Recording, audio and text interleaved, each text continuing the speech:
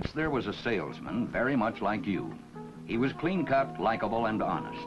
Also trustworthy, loyal, helpful, friendly, and so on. He worked very hard and conscientiously. But in spite of all this, he wasn't selling as much as his boss wanted him to, or as much as he wanted to. And he thought he knew why. I haven't got enough time to do this job right. If I had more time, I could make more calls. But I need more time. But unfortunately, he couldn't arrange for more than 24 hours in any day. So, since he couldn't get more time, he decided he'd have to squeeze more activity into the time he had. I've got to go faster. And he did. He speeded up something fierce, covering more ground every day, every hour. Gotta go faster, faster. Seeing more people quicker, making more calls, any kind of calls. Going so fast he could hardly see what he was doing or where he was going. Until he finally arrived as a real Cracker Jack salesman. Cracker Jacks! Which wasn't what he wanted at all. And the moral? The way to make better use of the time you have is not to go faster or to work harder, but to work smarter. Oh, you've heard that one before? Well, maybe there's something to it. Let's take a look. Now, if you question the soundness of that little fable, consider this. Most sales managers will tell you the excuse they hear most often from salesmen for less than satisfactory performance is... They say they haven't got enough time to cover their territory as they'd like to. Too much travel, too much paperwork, too many people to call on, you know. They say they just don't have enough time. How about you? Whether you've said it or not, don't you really believe deep down that with more time, you could produce more sales for your territory? If you do believe that, I've got news for you. Some good, some bad. The bad news is you're not going to get any more time. You've got all there is. But the good news is you don't really need any more time. You've got enough. If you're smart enough to use it right and plug up time leaks. The fact is, you have the time to do the job you want to do in your territory. And in the time it takes the sand to run through this glass, I'm going to try to prove that to you. And to do that, I have to know something important about your territory, and I do. I don't know the size of it. It could be 10,000 square miles or 10 city blocks. I don't know how many potential customers it has, or how many competitors, or even what you're trying to sell. I don't need to know.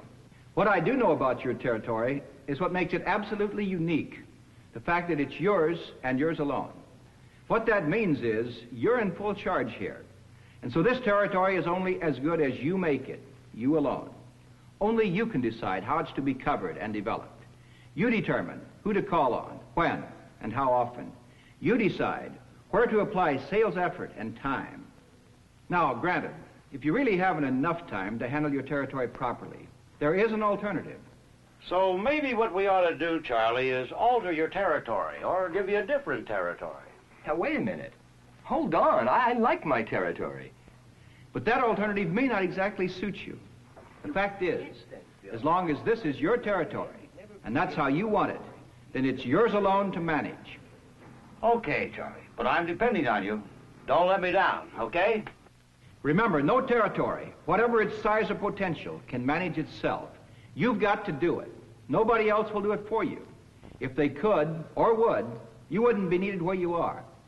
So if you ever think of yourself as anything but a manager of sales, you're in trouble. So recognize this. In your territory, you have to be more than the sales force. You have to be the territory manager. Which brings us to this matter of time. Because managing your sales territory primarily means managing your time. It means putting your time to the most productive use in making sales. Now, maybe that sounds obvious and simplistic, but let's not kid ourselves. Managing time for selling is not easy at all. Some salesmen simply can't do it. And the reason is they're not tough-minded enough to take charge of a territory, instead of letting the territory take charge of them. Look, there's no sense in trying to make plans. Something always comes along to mess up your schedule. I just take things as they come.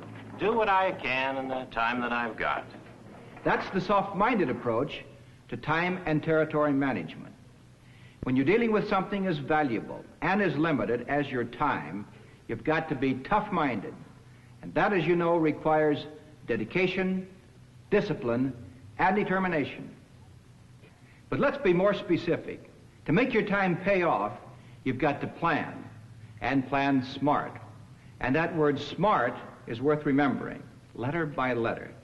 Let's analyze it to see what smart planning involves. The first letter, S, stands for the first rule in time management. Schedule your time.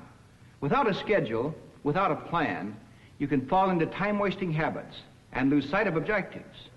Some of the smartest salesmen I know start each day with a schedule of objectives in two parts. One, headed must do, the other, want to do. The musts have to be out of the way before the wants get any of their time. Salesmen who don't schedule their objectives, who don't set priorities on their time, often become chronic time wasters. They're the victims of a whole list of time killers. You know what these are: poor route planning, backtracking and covering a territory, or failure to stay on the track when they're after a sale. I tell you, Bill, this was one of the best football games I've ever seen.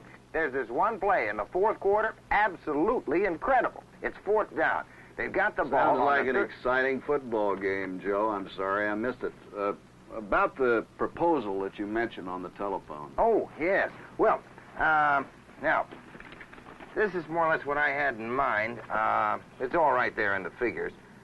Say, listen, before I forget, I've got a couple extra tickets to Sunday's game. How about... Are you sure that these figures are right? Well, let me see. Yes, they're all right. They might increase sometime soon. Well, how about it? Well, I have to take a few days to think about this. But the game's Sunday. There's a lot of people after these tickets. What are you talking about? The football game. Joe, we can talk about football or business, but I don't have time for both.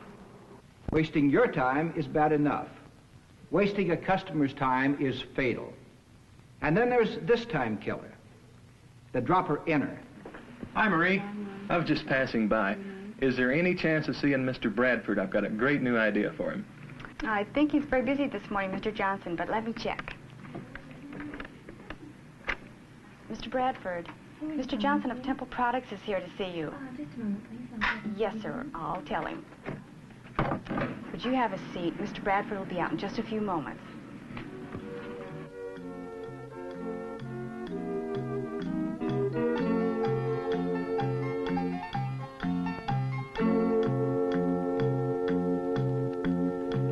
Hi, Johnson.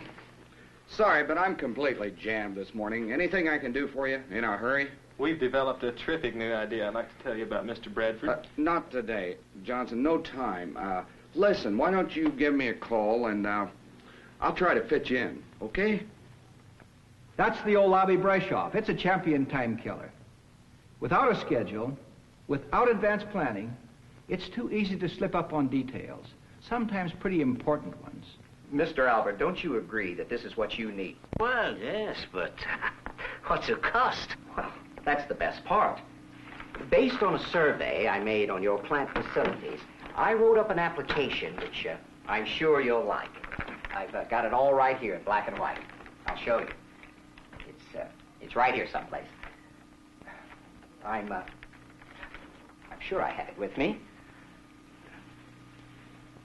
Wait until you see this policy. I must have left it in the office. Look, why don't you drop it in the mail? I'll take a look at it and let you know what I think, okay? And that may be the end of that deal. Then there's this time killer that everyone seems to fall victim to, sometime or another.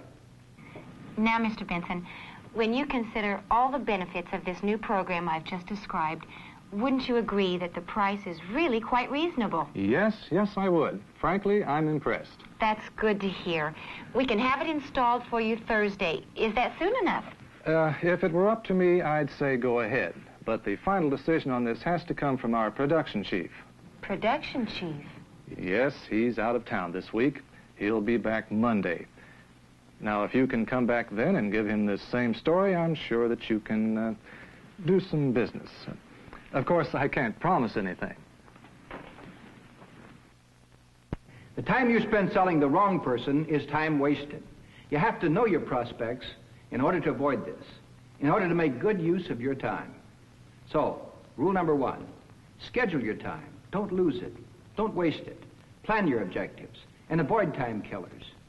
Now, for rule number 2, M, make time.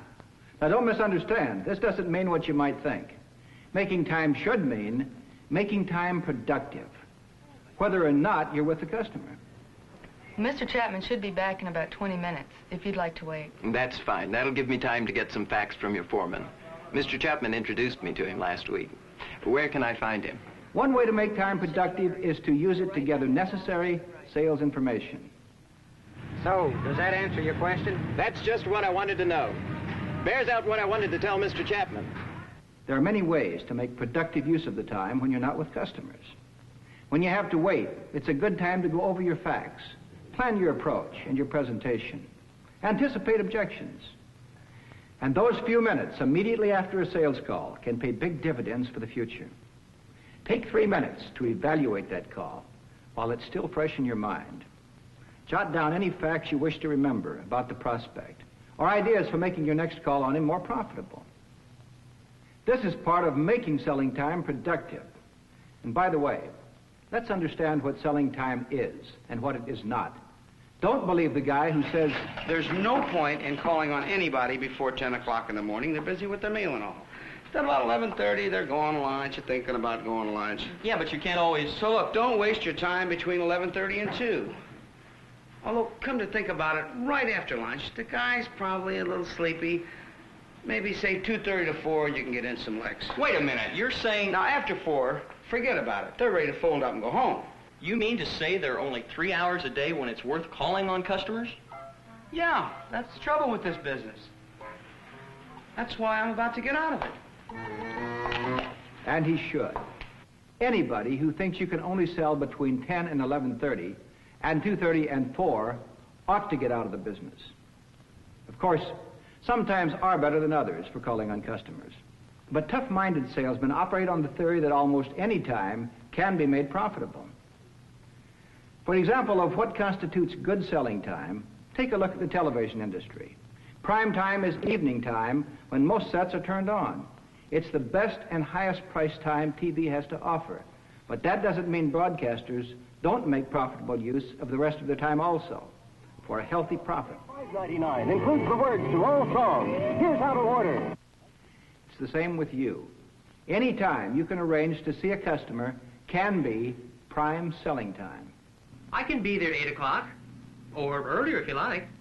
To limit yourself arbitrarily to less than a full day of selling is to throw away sales. And thanks again, Mr. Kaufman. I'll get back to you tomorrow. That'll be fine. Thank you. Sam, it looks like Acme beat you to it. There'll be another offering. Once more, make your time. Whether or not it's face-to-face selling time, make time productive. Okay, now the letter A. The third rule of smart planning, allow time. Allow time to do a thorough selling job. John, this meeting thing came up. I can give you about 15 minutes. I'll need more than 15 minutes for what I have to tell you. More like 30 minutes. Can we set something up for later? Sure. Say, tomorrow, 9:30? Sure. I'll be here. If you need 30 minutes to make a presentation, it's a waste of time to try to do it in half that time. So allow enough time to do what you have to do. And beyond that, allow time for the unpredictable problems and delays. It's not smart planning to set up schedules so tight, so inflexible, that any unforeseen problem can wreck your entire plan for the day. You're going to have to expect the unexpected. Customers needing special assistance. Before you go, Don, I want you to get with the boys in production and straighten them out on some problems they've got. All kinds of unexpected emergencies and broken appointments. If you allow time for the unexpected in your schedule, you can avoid the chain reaction effects of delays and foul-ups. This is the day I'm going to write up more business than any 6 guys on this floor. I got Acme set up for 9:30, Consolidated for 10:15, and Farley Brothers for 11 o'clock. When I get to Acme, they want me the whole morning, so I call Consolidated. Consolidated reschedules me for the afternoon. But when I call Farley Brothers, they want the same time as Consolidated. So I call back Consolidated. They say, forget it. We'll see you maybe in a month. Now, I've been on the phone about 30 or 40 minutes. When I get off the phone, my man at Acme is at another meeting. He'll see me maybe after lunch. So I tell the girl at the desk, I said, did you tell the man I was making arrangements so he could see me the whole morning? She said it slipped my mind. So you know what happened? I didn't sign anyone. How much time should you allow for the unexpected? Some sales experts say you should figure in as much as 15% of your time to protect you against schedule disruptions and delays. This could mean allowing extra time for that important customer who seems to insist on a certain amount of small talk. Did I ever tell you how I got started in this business, Yes, Joe? as a matter It was of back in '33. I just graduated from college. Seems like only yesterday. Experience will usually tell you how much time to allow for this kind of thing. The important thing is to anticipate delays and allow time for them in your scheduling. Or was it 37? No, it was 36. Anyway, I opened my first store. Now, obviously, there are always going to be problems you can't anticipate or plan for.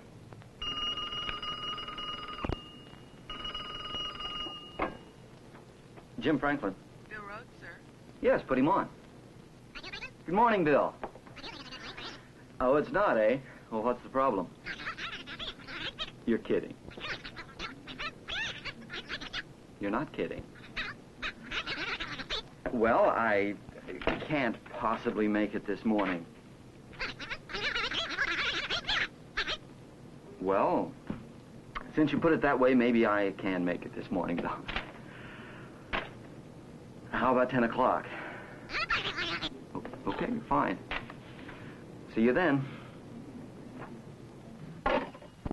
Things like this will happen, but by allowing time in your schedule for the unexpected, by not scheduling your time too tightly, you can avoid most serious chain reaction disruptions.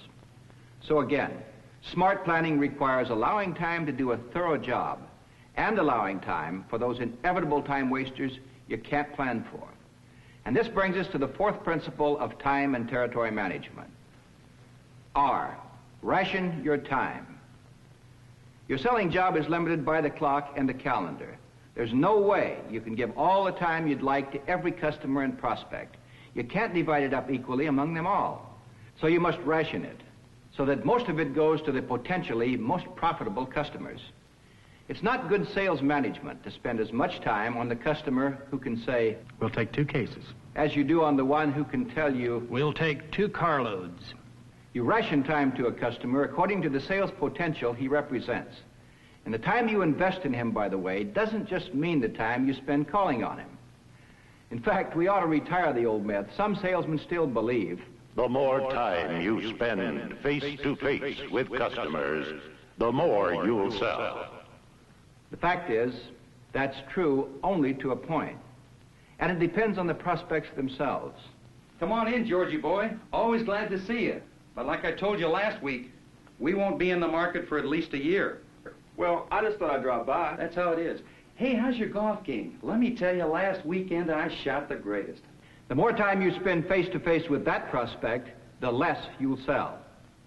The truth is, very often time invested preparing for a call, laying the groundwork for a sound, persuasive presentation, can be far more productive selling time than the actual face-to-face time with a customer. What counts is not how much time you spend with prospects, it's how much time you spend selling. It's not how many calls you make, it's how much you sell per call. And on that basis, some selling calls just aren't worth the valuable time they take away from more productive effort. That's the reason for rationing time. And to do this, you have to know the potential of the customers and prospects throughout your territory. Before you can ration your time profitably, you have to evaluate your prospects. Well, the way I do it is this. I have a card for every customer, but I've divided them into 3 groups labeled A, B, and C. Now, my A group are my best customers, my prime accounts.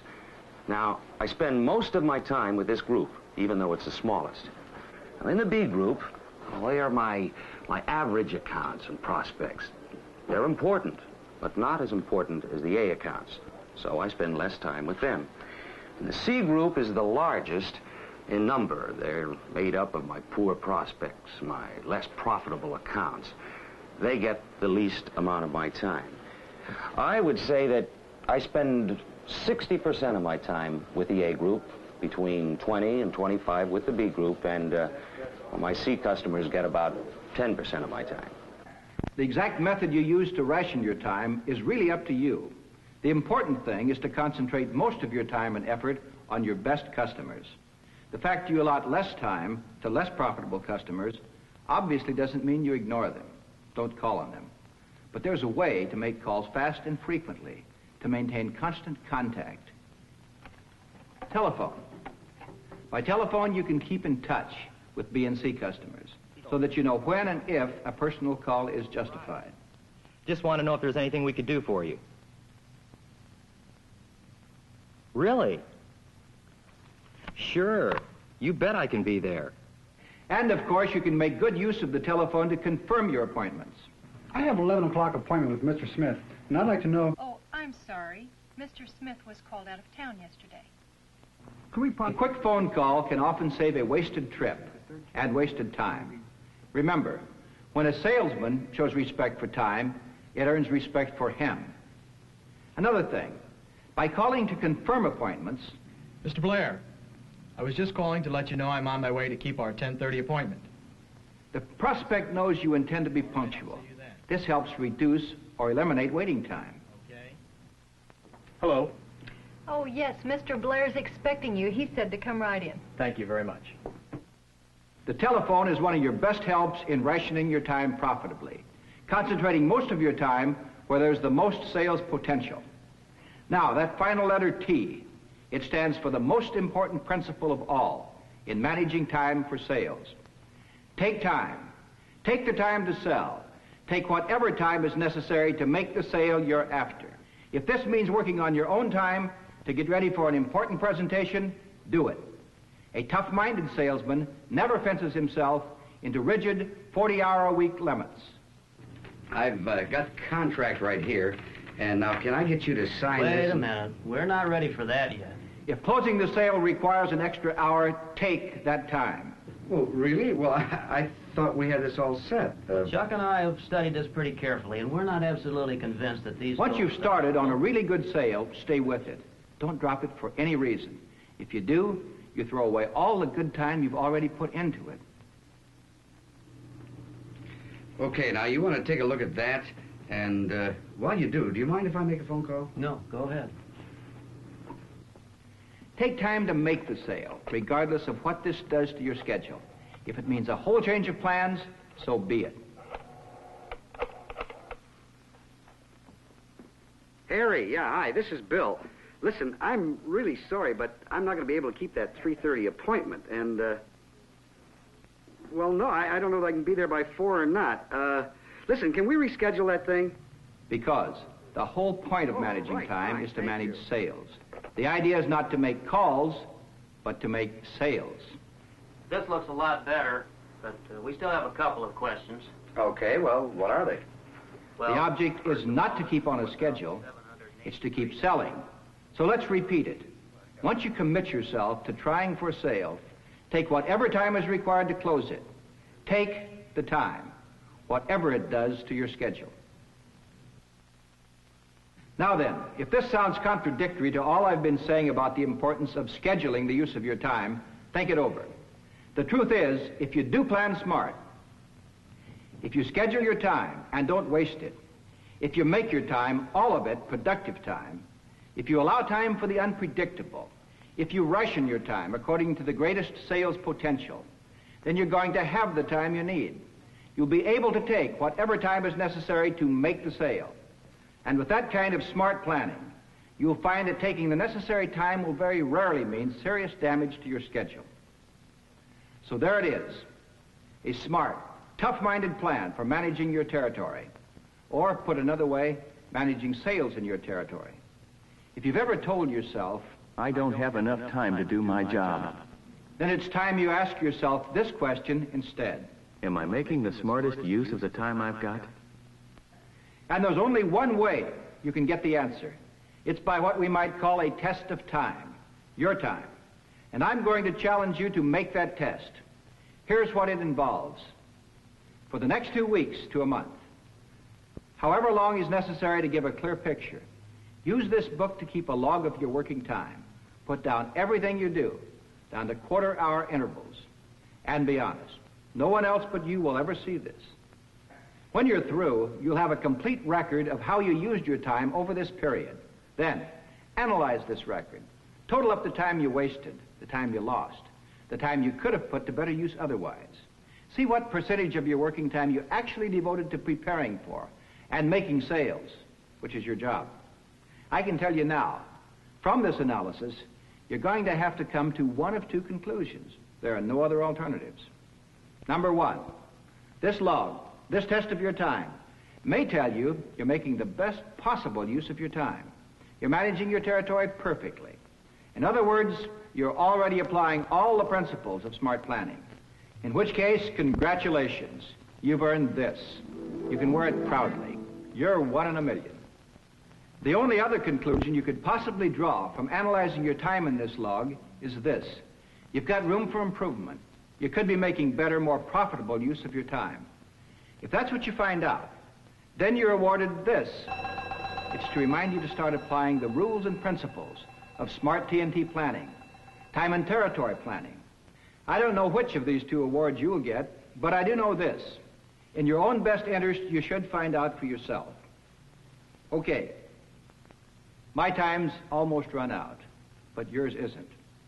What I started out to show you is that now, right now, you do have the time you need to do your job right, to mind your time and to manage your territory for maximum sales results. You have the time, provided you use it according to a smart plan. Profitable use of time is what territory management is all about. There will never be a better time than right now to begin.